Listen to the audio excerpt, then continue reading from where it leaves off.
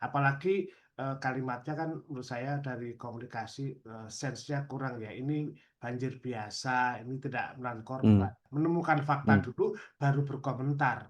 Jadi tidak berkomentar dulu, baru lihat faktanya, terus kemudian meminta maaf itu. Begitu mudahnya menjadi pejabat kalau demikian. Pemerintah sungguh-sungguh tidak abai terhadap kondisi yang terjadi di masyarakat. Itu yang membuat luka kepada masyarakat. Pentingkah gimik, gestur atau apapun itu dari para pejabat ketika berkunjung di tengah suasana bencana, Pak? Itu nambah bencana Indonesia saya kira. Saudara, penanganan bencana di Sumatera, khususnya di 3 provinsi, yaitu Provinsi Aceh, Sumatera Barat, dan Sumatera Utara, masih menjadi sorotan publik dan juga ini masih menjadi concern dari pihak pemerintah. Tetapi yang saya lihat begitu di media sosial, ada beberapa hal terkait dengan statement atau komunikasi yang dilakukan oleh pihak pemerintah di tengah bencana ini yang kemudian mendapat sorotan dari netizen juga begitu ya. Nah, di kesempatan kali ini saya mau spesifik bahas terkait dengan gaya komunikasi dari pemerintah di tengah bencana di Sumatera ini. Ada 2 hal setidaknya yang saya tangkap pola komunikasi atau statement dinyatakan oleh pemerintah.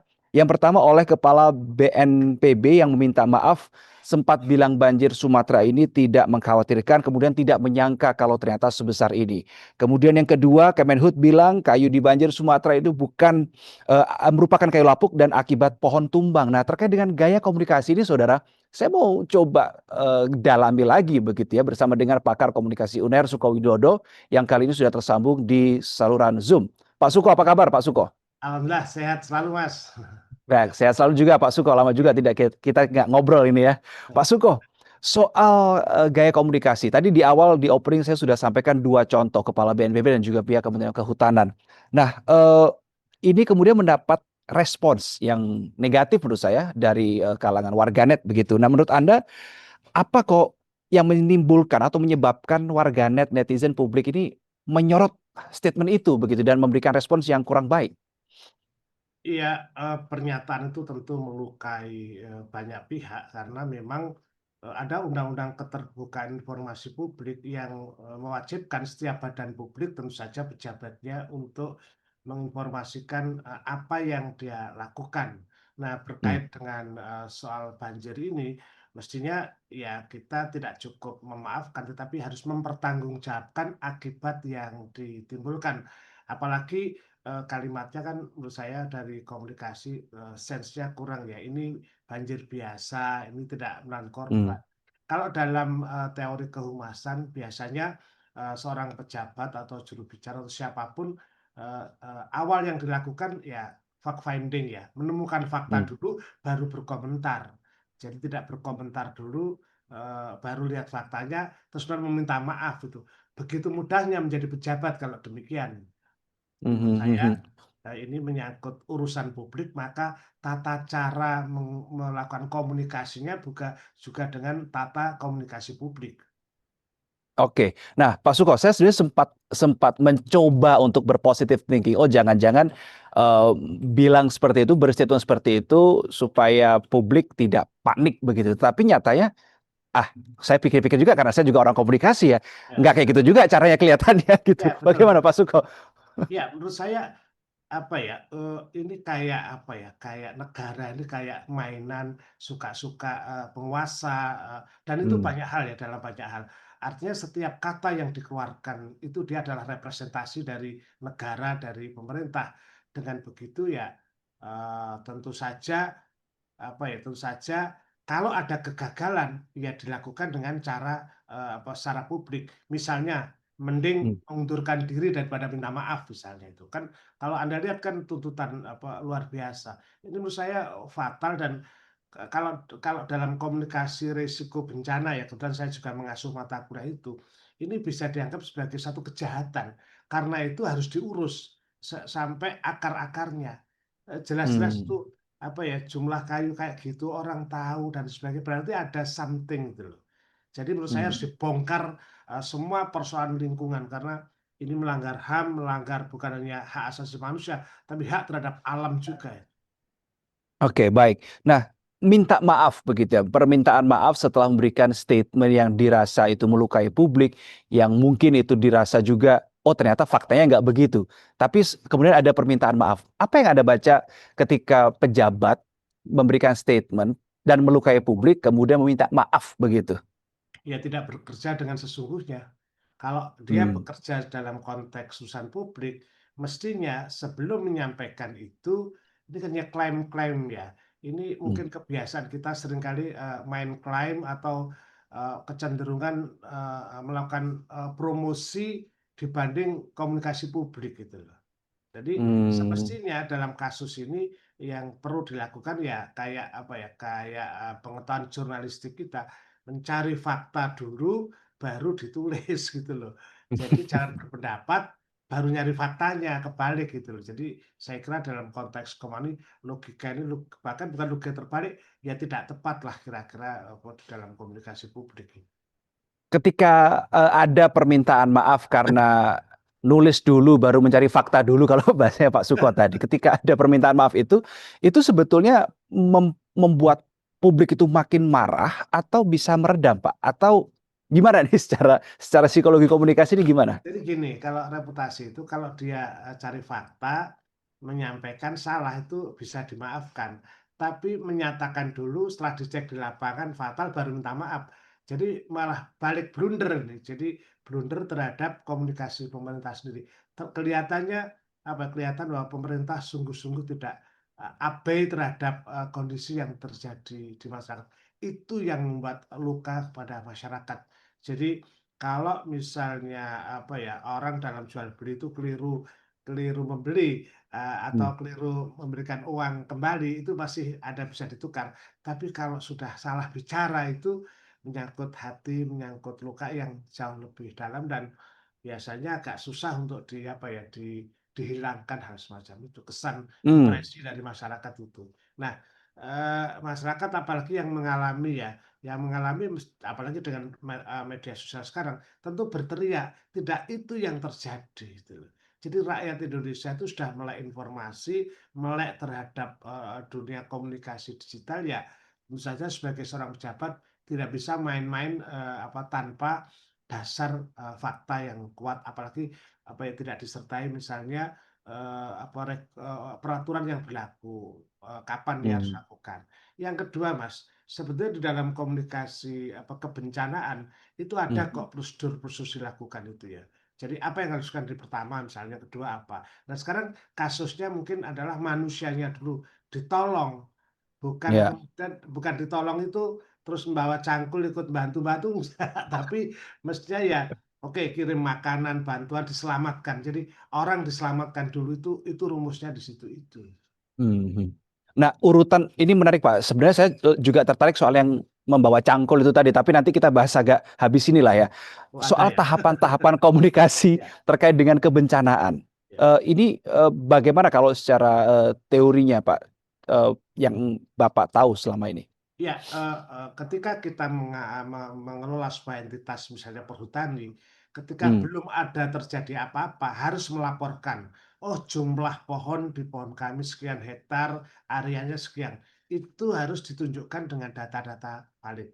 Nah, ketika hmm, hujan kita tahu bahwa BMKG meramalkan akan ada hujan lebat, terstruktur, itu juga seperti warning ya lembaga itu potensi ini akan berisiko itu.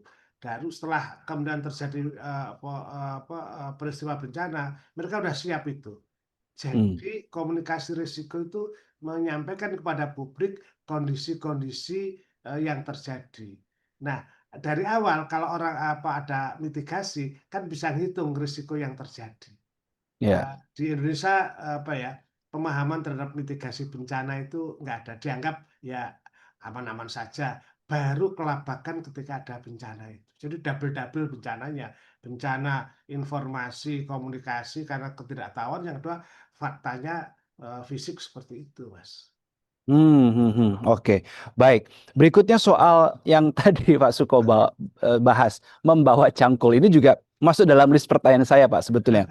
Karena Iya, iya. itu juga ketika beredar di media sosial, Menko Pangan ya, kita sebut saja langsung Menko Pangan Zulkifli Hasan membawa cangkul, menyerok lumpur, kemudian menggotong karung beras, begitu ya.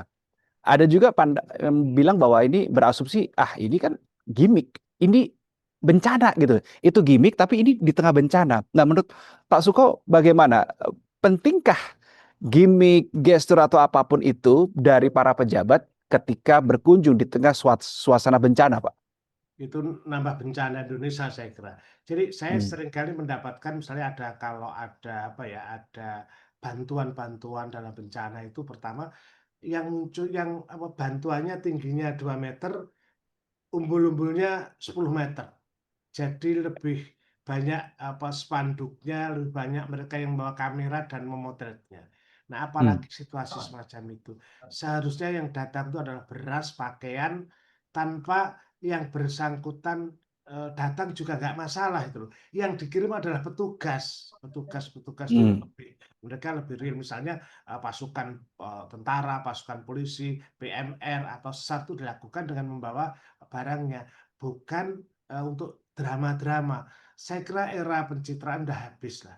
Itu justru merusak reputasi pemerintah di mata anak muda terutama itu. Jadi Hmm. drama-drama semacam itu. Udah tidak zaman lah saya kira itu.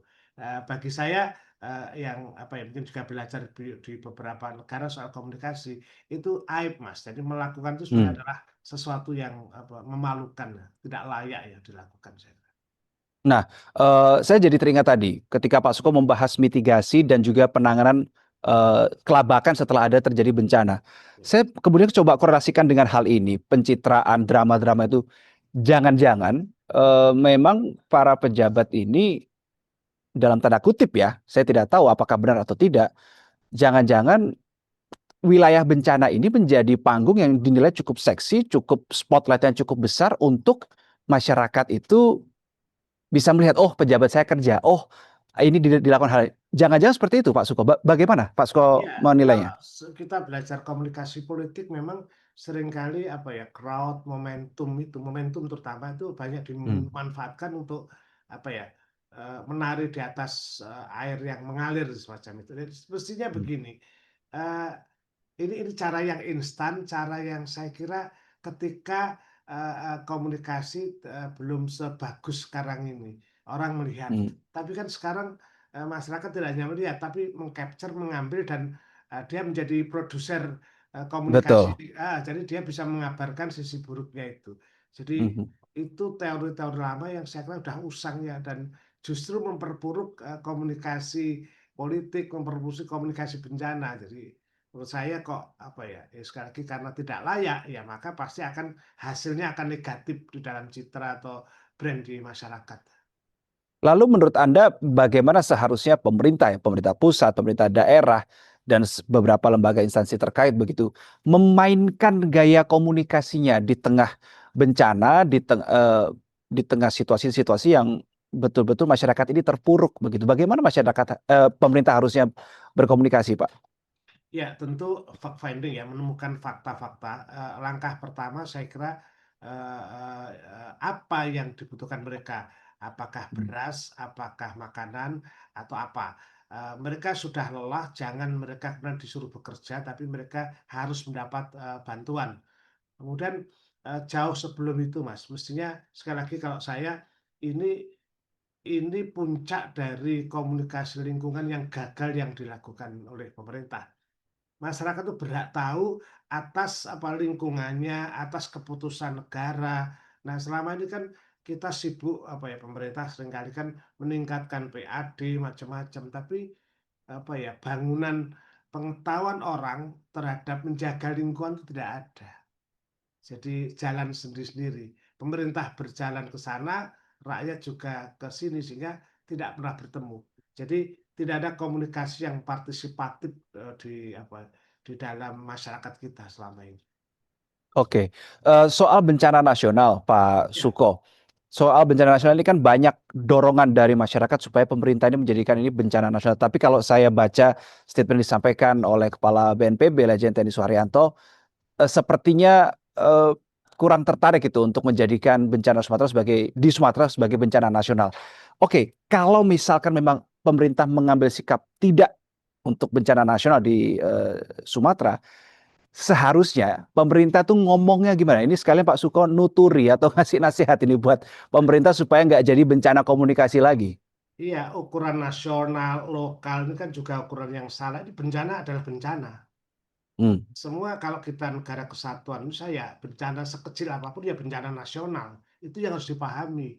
Jadi jangan main klaim-klaim dalam apa ya, untuk menghindari dari tanggung jawab itu. Kalau lihat apa area yang seperti itu, risiko yang muncul, apalagi kalau melihat penyebabnya. Kita saksikan hmm, misalnya kayu gelondongan yang dikupasin. Itu kan sudah hmm, jelas-jelas bahwa itu apa dipotong. Ya memang pembalakan liar, mau liar atau enggak berarti kan, dilakukan, perusakan terhadap apa, hutan itu. Itu sudah hmm, bencana dari awal. Jadi menurut saya ini apa ya, bencana yang bertumpuk-tumpuk. Pertama bencana terhadap, hutan sendiri yang, baru diketahui ketika ketahuan itu loh. Coba kalau nggak ada banjir, nggak ketahuan bahwa hutan sudah apa, dirusak dari sebelumnya. Nah menurut saya, hmm, ke depan pasti, kita harus belajar sistem komunikasi kebencanaan, tersistem secara nasional mulai dari RT, RW ke sana.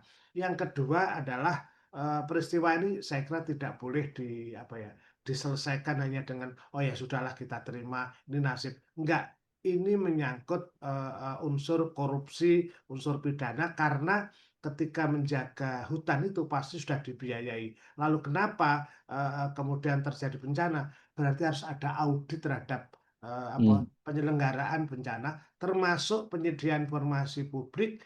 Mengapa informasi publik menjadi penting terhadap hutan, dan alam? Ya karena masyarakat harus menanggung, bencana karena tidak adanya informasi, terhadap lingkungannya. mhm. Oke, baik Pak Suko, sebenarnya pertanyaan saya sudah habis, tapi karena Anda tadi menyinggung bahwa Anda ini juga mengampu terkait dengan, resiko dan juga kebencanaan, saya jadi terbayang lebih luas lagi, tidak hanya, Sumatera.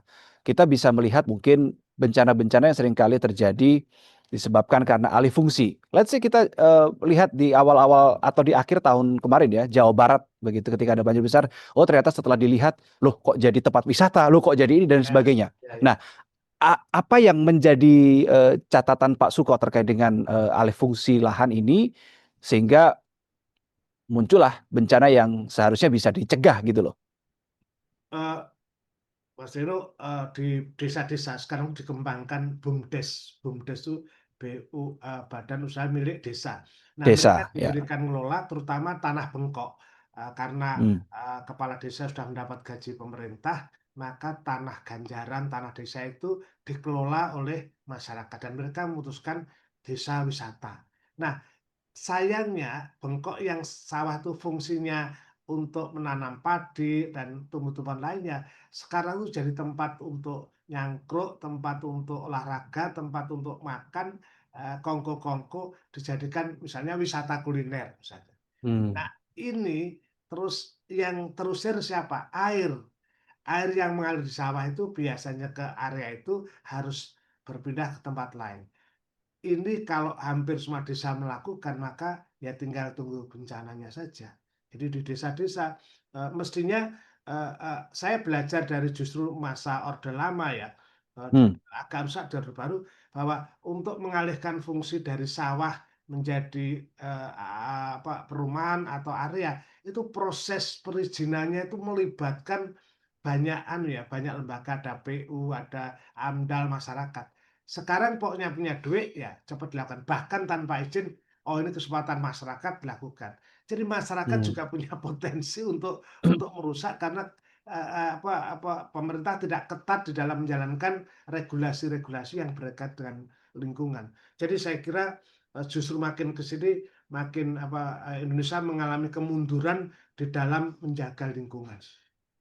Jangan-jangan, karena alasannya adalah, "Oh ini kan BUMDes, ini Ya. kan untuk pemberdayaan desa, pemberdayaan masyarakat desa," sehingga mungkin bukannya tidak berizin, tapi dipermudahlah, gasnya dikit, remnya, ngeblongnya tuh lebih banyak daripada remnya. Gimana Pak Suko? Kalau menyangkut lingkungan, kita tidak bisa kompromi sebetulnya terhadap risiko Mmm, yang ditimbulkan. Karena kalau kita kompromi terhadap risiko alam ya jadinya seperti ini. Jadi kita harus harus ketat di dalam menjaga regulasi. Ya betul karena tuntutan ekonomi maka pengambil keputusan memudahkan itu, kenapa dimudahkan? Karena dia dukungan politik. Jadi rangkaian yang luar biasa. Kita harus belajar bernegara, kita harus belajar termasuk lingkungan, karena lingkungan adalah bagian dari, kita bernegara yang baik. Oke, baik. Semoga diskusi kita ini didengar, ditonton begitu oleh para pemangku kebijakan, pemerintah pusat daerah, sehingga ada koreksi diri lah ketika berkomunikasi, ketika mengambil kebijakan khususnya terkait dengan lingkungan. Terima kasih Pak Suko Widodo, Terima pakar kasih, komunikasi UNAIR, sehat selalu. sudah berdiskusi dan berbagi perspektif. Selamat pagi, Pak Suko. Dan saudara, itu tadi diskusi saya terkait dengan lebih concern ke komunikasi pemerintah di tengah bencana. Tadi Pak Suko Widodo sudah memaparkan beberapa hal. Saya pun juga sebagai mantan anak komunikasi begitu juga sudah ada beberapa pertanyaan yang sudah saya ajukan. Nah, bagaimana menurut Anda saudara sebagai masyarakat melihat komunikasi yang dilakukan oleh pemerintah dalam bencana khususnya di Pulau Sumatera, Aceh, Sumatera Utara dan Sumatera Barat? Saya tunggu di kolom komentar. Salam SCTV.